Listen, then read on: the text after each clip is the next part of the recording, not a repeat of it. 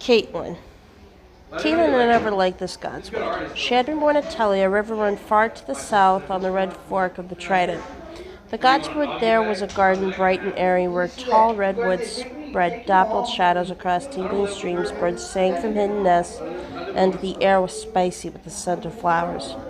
The gods of Winterfell kept a different sort of wood. It was a dark primal place, 3 acres of old forest untouched for 10,000 years as the gloomy castle rose around it. It smelled of moist earth and decay. No redwoods grew here. This was a wood of stubborn sentinel trees, armored in gray-green needles, of mighty oaks, of ironwood as old as the realm itself. Here thick black trunks crowded close together, while twisted branches wove a dense canopy overhead, and misshapen roots wrestled beneath the soil.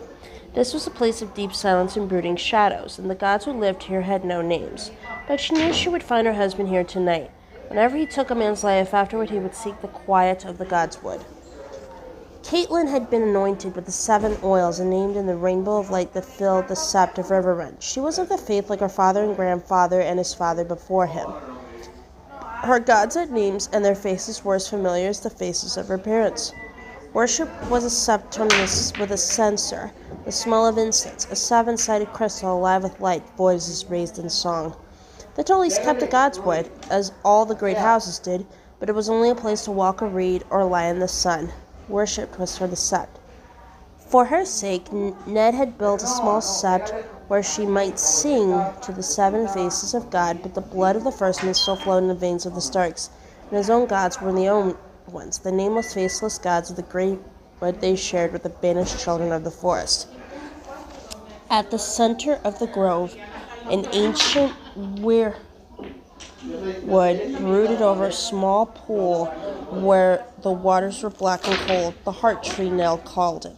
The weirwood's bark was white as bone, its leaves dark red like 1,000 blood-stained hands. A face carved in the trunk of the green tree, its features long and melancholy, the deep-cut eyes red with dried sap and strangely watchful. They were old, those eyes, older than Winterfell itself. They had seen Brandon the Builder set the first stone, if the tales were true, if they had watched the castle's granite walls rise around them. It was said that the children of the forest had carved the faces in the trees during the dawn centuries before the coming of the first men across the narrow sea. In the south, the last weirwoods had been cut down or burned out 1,000 years ago, except on the Isle of Faces, where the green men kept their silent watch. Up here it was different. Here every castle had its god's wood, and every god's wood had its heart tree, and every heart tree its face. Catelyn found her husband beneath the weirwood, seated on a moss-covered stone. The great sword ice was across his lap, and he was cleaning the blade in those waters black as night. 1,000 years of humus lay thick upon the god's wood floor, swallowing the sound of her feet, but the red eyes of the weirwood seemed to be following her as she came. "Ned," she called softly. He lifted his head to look at her. "Catelyn," he said. His voice was distant and formal. "Where are the children?" He would always ask her that. "In the kitchen, arguing about names for the wolf pups." She spread her cloak on the wood forest floor and sat beside the pool, her back to the weirwood. She could feel the eyes watching her, but she did her best to ignore them. Arya is already in love and sounds as charming and gracious, but Rickon is not quite sure. "Is he afraid?" Ned asked. "A little," she admitted. "He's only 3. Ned frowned. "He must learn to face his fears. He will not be 3 forever, and winter is coming." "Yes," Catelyn agreed. The words gave her a chill, as they always did. The Stark words. Every noble house had its words. Family mottos, touchstones, prayers of sorts. They boasted of honor and glory, promised loyalty and truth to our faith and courage. "All but the Starks. Winter is coming," said the Stark words, not for the first time, now reflecting on what a strange people these Northerners were. "The man died well, I'll give him that," he said. He had a swatch of oiled leather in one hand. He ran it lightly up the greatsword as he spoke, polishing the metal to a dark glow. "I was glad for Bran's sake. You would have been proud of Bran." "I'm always proud of Bran," Catelyn replied, watching his sword as he stroked it. She could see the rippling deep within the steel, where the metal had been folded back on itself 100 times in the forging. Catelyn had no love for swords, but she could not deny that ice had its own beauty. It had been forged in Valyria before the doom had come to the old freehold, where the ironsmiths had worked the metal with spells as well as hammers. 400 years old it was, and as sharp as the day it was forged. The name it bore was older still, a legacy from the age of heroes when the Starks were kings in the north. He was the fourth this year, Ned said grimly. The poor man was half mad. Something had put a fear in him so deep that my words could not reach him, he sighed. Bear in mind that the strength of the night watch is down below 1,000. It's not only desertions, they are losing men on the ranges as well. Is it the wildlings? She asked. Who else? Ned lifted ice, looked down the cool, still length of it, and it will only grow worse. The day may come when I will have no choice but to call the banners and ride north to deal with this king beyond the wall for good and all. Beyond the wall? The thought made Catelyn shudder. Ned saw the dread in her face. Mance Raider is nothing for us to fear. There are darker things beyond the wall. She glanced behind her at the heart tree, the pale bark and red eyes watching, listening, thinking its long, slow thoughts. His smile was gentle. You listen to too many of old Nan's stories. The others are as dead as the children of the forest gone 8,000 years. Master Lewin will tell you they never lived at all. No living man has ever seen one. Until this morning, no living man had ever seen a direwolf either, Catelyn reminded him. I don't know better than to argue with a Tully, he said with a rueful smile. He slid ice back into her sheath. You did not come here to tell me crypt tales. I know how like this place. What is it, my lady? Catelyn took her husband's hand. There was grievous news today, my lord. I did not wish to trouble you until you had cleansed yourself. There was no way to soften the blow, so she told him straight. I am so sorry, my love. Jon Arryn is dead. Her eyes found hers, and she could see how hard it took him, as she had known it would. In his youth, Ned had become a second father to him and his fellow ward, Robert Baratheon. When the Mad King Aerys Targaryen II had demanded their heads, the Lord of Eyrie had raised his moon and falcon banners in revolt rather than give up those he had pledged to protect.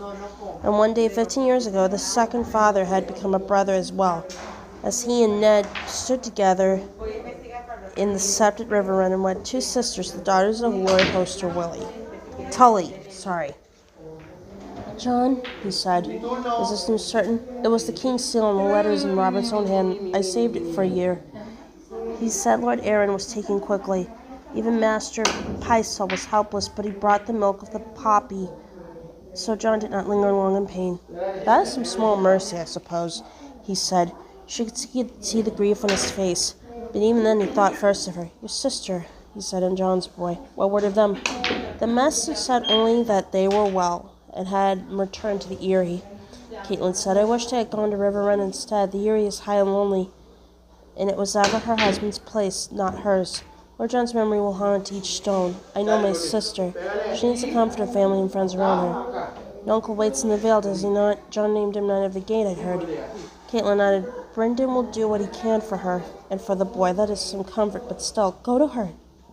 Ned urged, take the children, fill her. Halls with noise and shouts and laughter. That boy of hers needs other children around her, and Lisa should not be alone in her grief. What that I could, Catelyn said. The letter had other tidings. The king is reigning in Winterfell to seek you out. It took Ned a moment to comprehend her words, but when the understanding came, the darkness left his eyes. Robert is coming here. When she nodded, a smile broke across his face. Catelyn wished she could share his joy, but she had heard the talk in the yards, a direwolf dead in the snow, a broken antler in the throat. Dread come within her like a snake, but she forced herself to smile at this man she loved, this man who put no faith in signs. I knew that would please you, she said. We should send word to your brother on the wall. Yes, of course, he agreed. Ben will want to be here. I shall tell Master Lewin to send his swiftest bird. Ned rose and pulled her to her feet. Damnation, how many years has it been? And he gives us no more notice than this? No one in his party, did the message say. I should think 100 knights at least, with all their retainers, and half again as many free riders. Cersei and the children travel with them. Robert will keep an easy pace for their sakes, he said. It is just as well. That will give us more time to prepare. The Queen's brothers are also in the party, she told him. Ned grimaced at that. There was small love between him and the Queen's family, Catelyn knew.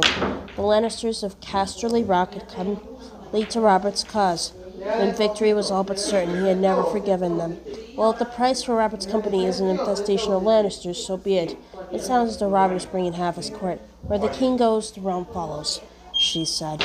It will be good to see the children. The youngest was still sucking at the Lannisters' woman's teat the last time I saw him. He must be, 5 by now? Prince Tommen is 7, she told him, the same age as Bran. Please, Ned, guard your tongue. The Lannister woman is our queen, and her pride is said to grow with every passing year. Ned squeezed her hand. There must be a feast, of course, with singers, and Robin will want to hunt. I shall send Joyce south of the honor guard to meet them on the King's Road and escort them back.